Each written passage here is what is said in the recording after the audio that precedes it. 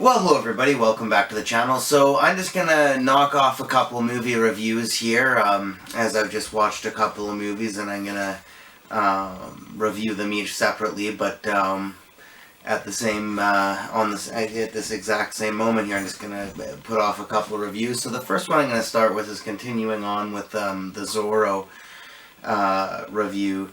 I'm going to review a documentary called Unmasking Zorro. And this is a very interesting documentary because it's all about the origins of it. It goes into pretty much the whole story of Zorro. It starts off in the early days, from the very first Zorro novels being published, and Zorro, the very first Zorro television series and Zorro movies that started to come out. And then it goes into how the character changed over time, and Antonio Banderas was actually the first authentically Spanish actor to play Zorro.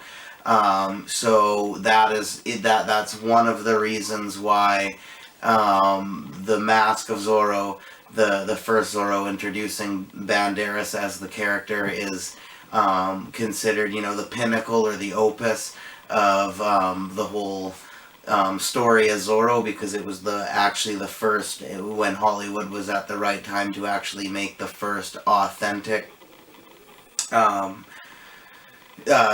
movie, Zorro character. And it just kind of went into all that. It had interviews with Anthony Hopkins, Antonio Banderas, Catherine Zeta-Jones, the director, Martin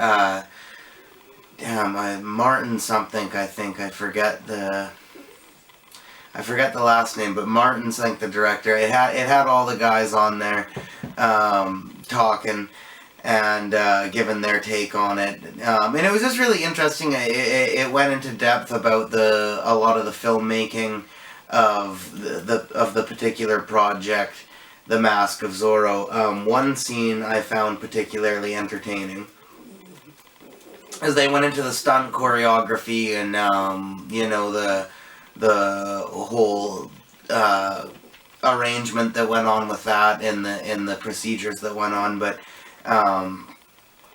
there was a really interesting sequence because it showed the original footage of when the stars were fencing, performing sword play.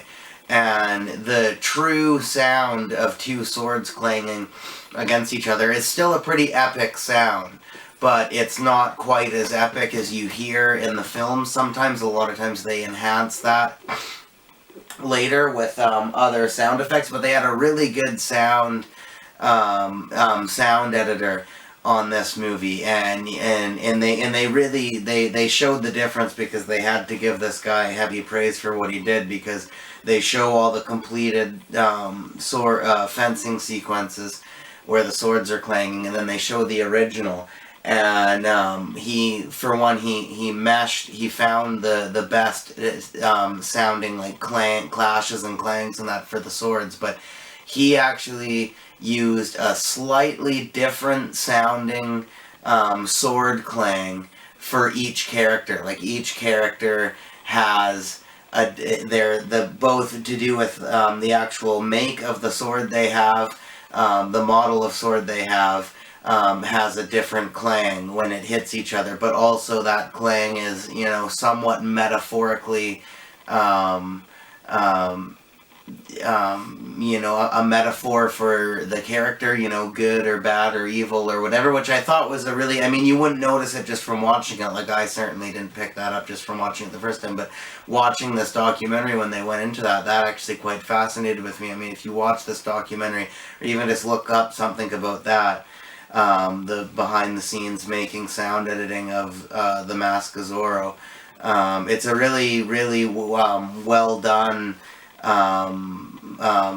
just piece of the whole ultimate puzzle and filmmaking that was achieved there on that. And it was just a really, really interesting because it wasn't just your standard, like, this is how the film was edited for the sound. They exclusively went into this one sequence about that, because the guy just did such a good job and came up with the genius art of coming up with the different clang sounds and having it as a metaphor for the different characters. So, and it went into all kinds of stuff too. Like it was really just the whole story. Like, you know, almost everybody knows Zorro just as you know, a public character, but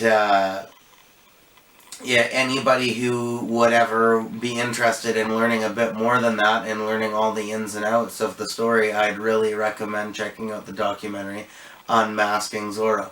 And I thought it was a really well done just documentary on its own, and I thought it was a really interesting story about the creation of Zorro. So I'm going to give Unmasking